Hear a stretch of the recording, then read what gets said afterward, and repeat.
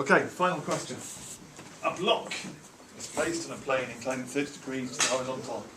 Particle P of mass 0.6 is placed on the upper surface of the block. Particle P is attached to one end of a light and extensible string which passes over a smooth pulley fixed to the top of the plane. Particle Q of mass 0.5 kilograms is attached to the other end of the string.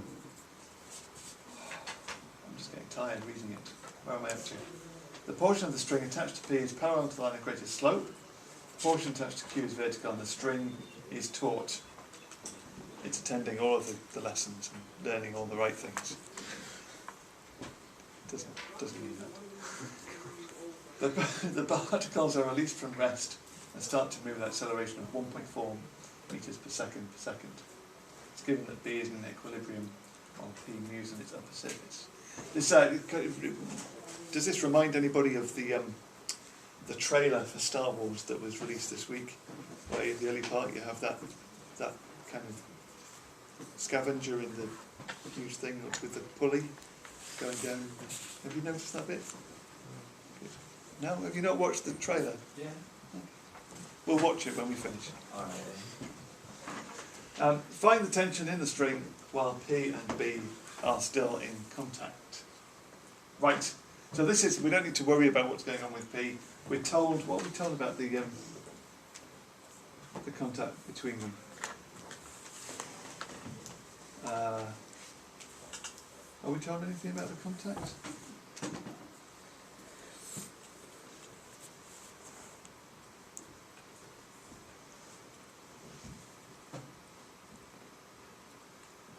That's a smooth pulley.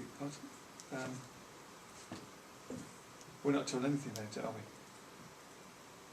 we? Right. So let's start working some stuff out while this is happening. So we've got. Let's have a diagram with some things going on. Here we've got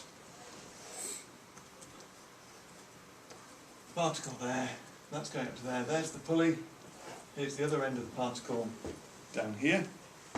We've got tension in the string. There it is. There's the tension in the string. Let's get that in there straight away. We've also got Q is of mass 0.5 kilograms. This is Q, remember. So that's 0.5 G as the weight of Q. We are told that it accelerates in that direction with an acceleration of 1.4. And actually, in this early bit, as long as P is in contact with the block, that's the bit that we're interested in, isn't it? We're just interested in looking at Q, resolving, that's taking downwards as positive. Look at the forces we've got. We've got 0.5 G minus T is equal to, using F equals MA, isn't it? Equal to the mass, which is 0.5 times the acceleration, which is 1.4, and that's enough. That will find us the value of T that we wanted. Rearrange it, we've got 0.5 G minus 0.5 times 1.4 is equal to T. So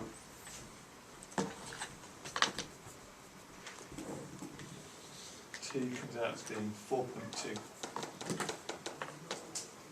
newtons. There we go. That is in this first little bit of motion. Great. 2 marks. 3 marks. Calculate the coefficient of friction between P and B. So we're still in this first bit of motion where B is in equilibrium while P moves on it. So let's stick a few forces on this as well. What have we got going on here? We've got the weight of particle P. We're told that P was of mass 0.6. So that's 0.6 G. We're told that this plane is inclined at 30 degrees, so this angle here is 30 degrees. We have a normal contact force between P and B, so let's call that R. We've got the motion happening in that direction. we've got an acceleration of 1.4 metres per second. And so during that initial bit of motion, the resistant force, the frictional force, is opposing that motion. So we've got friction that would look like that. And I think that's all that we've got, haven't we? The block at this point is remaining in equilibrium, given that B is in equilibrium while P moves on its surface. So there we go. So that's what we've got. That's our situation. Okay, so let's see what we can work out with this. If we resolve, now looking at particle P, if we resolve vertically, not vertically, but if we resolve in that direction, perpendicular to the plane,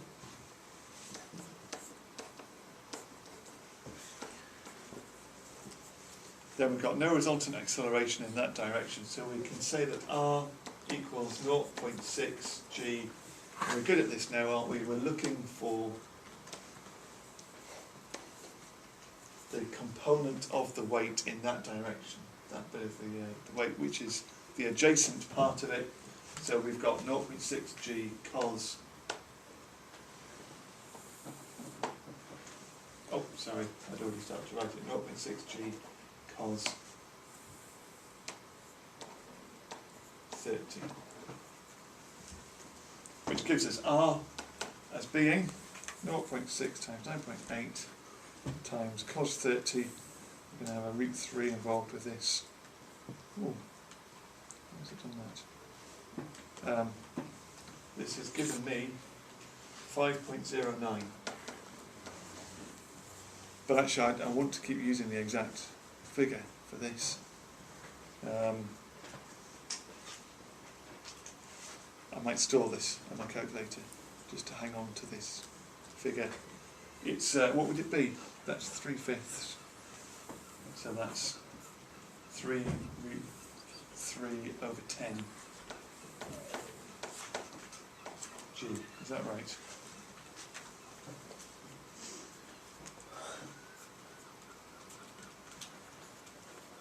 Yep. So that's the exact value that we've got.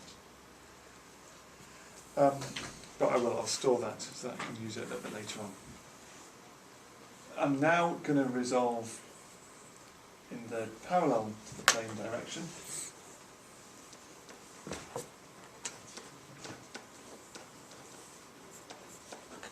In the direction of motion, and I've got that t minus f. And look, the place where we make a mistake with this kind of question is we forget the component of the weight that's also pulling it down. So we've got t minus f minus 0.6 g sine 30 is equal to the mass, which was 0.6, times the acceleration, which was 1.4. And of course t is 4.2. So we've got t equals 4.2 in there as well. So this all rearranges to give me 4.2 minus 0.3 g minus 0.6 times 1.4 is equal to f, given the f as being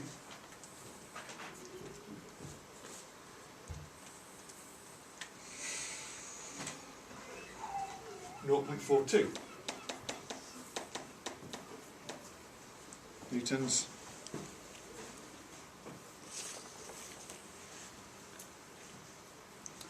And we're after the coefficient of friction. We've got motion here, so friction is limiting, which tells us that F equals mu r. So mu is F divided by r. So we've found out both of these things. That is 0.42 divided by our 5.09 figure. And that gives me a value of mu as being 0.0825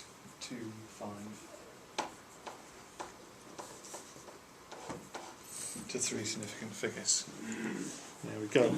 they accepted 0.082 as an answer, but they didn't accept 0.083, which is fair enough. Okay, they didn't accept 0.083 because it's 0.0824786. Okay, so it rounds to 0.082 if you do it to 3 decimal places instead of 3 significant figures. Okay, there we go. Now,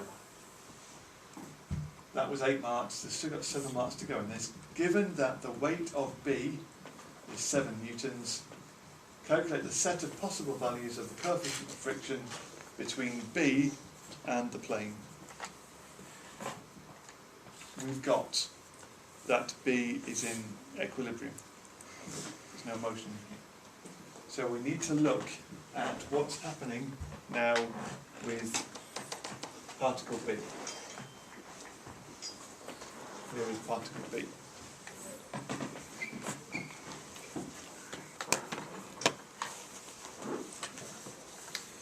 So let's make sure that we can put all the forces on here. We're told that the weight of B is 7.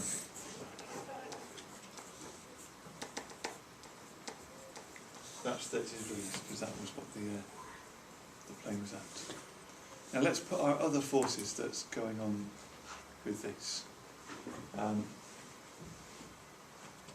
What have we got? We've got the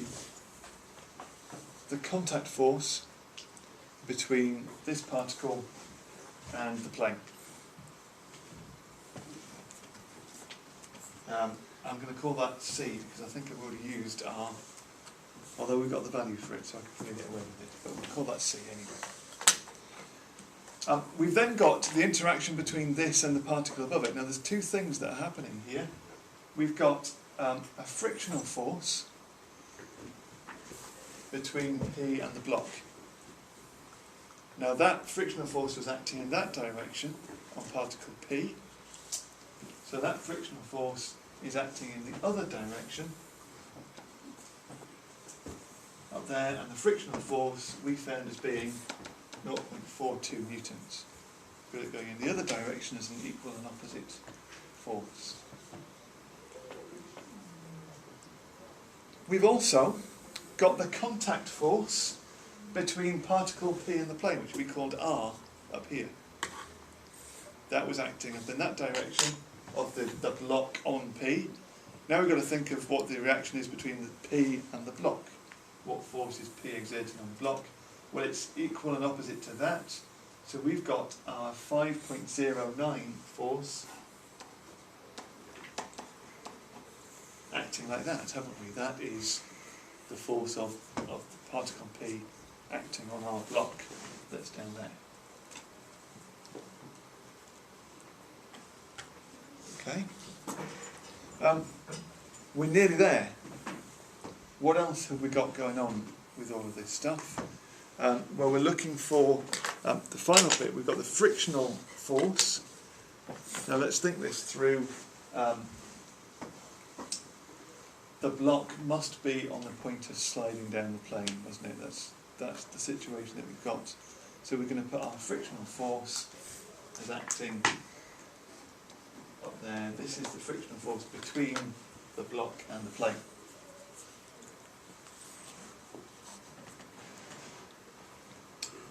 Okay.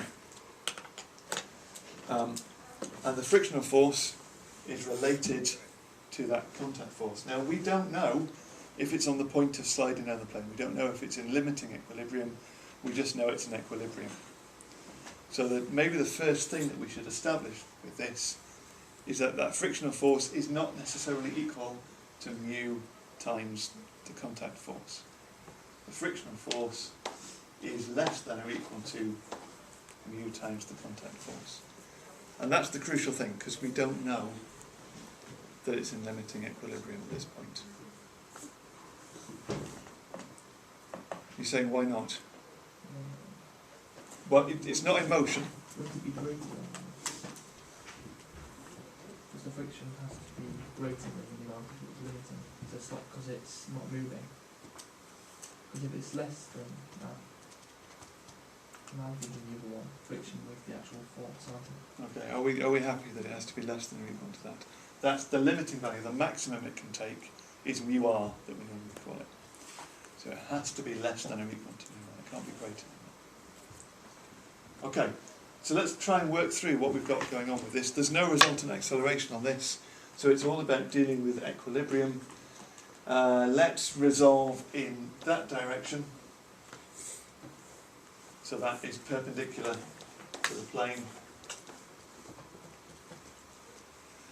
Because here we can find out the contact force, can't we? We can say that in this situation we've got C minus 5.09, we're still going to use that full version from earlier on, minus 7 cos 30 equals 0, because we've got 0 resultant force in that direction.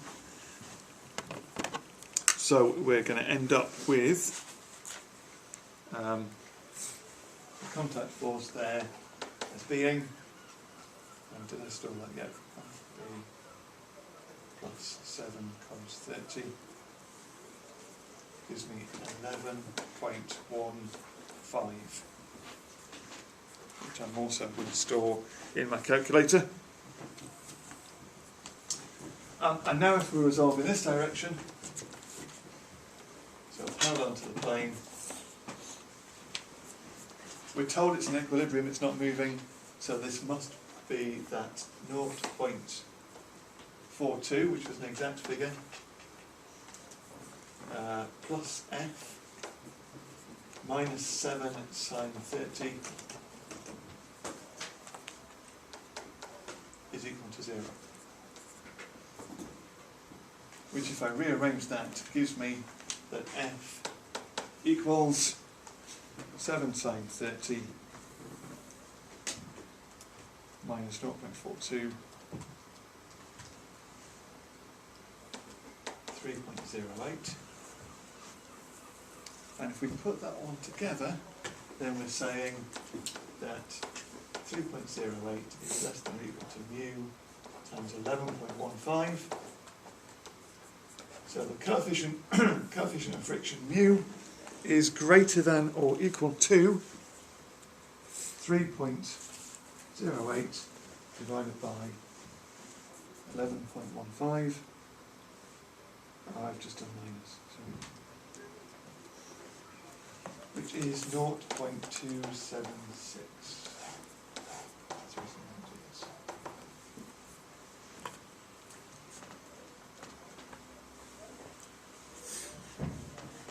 There we go, and that was that. Quite a tricky bit, wasn't it, to work out exactly what's going on, especially making sure that you get your non-limiting equilibrium thing right. Your F is less than or equal to mu r at that start, and that's the crucial thing to notice. But that's it. Loads and loads of marks, and that is maths.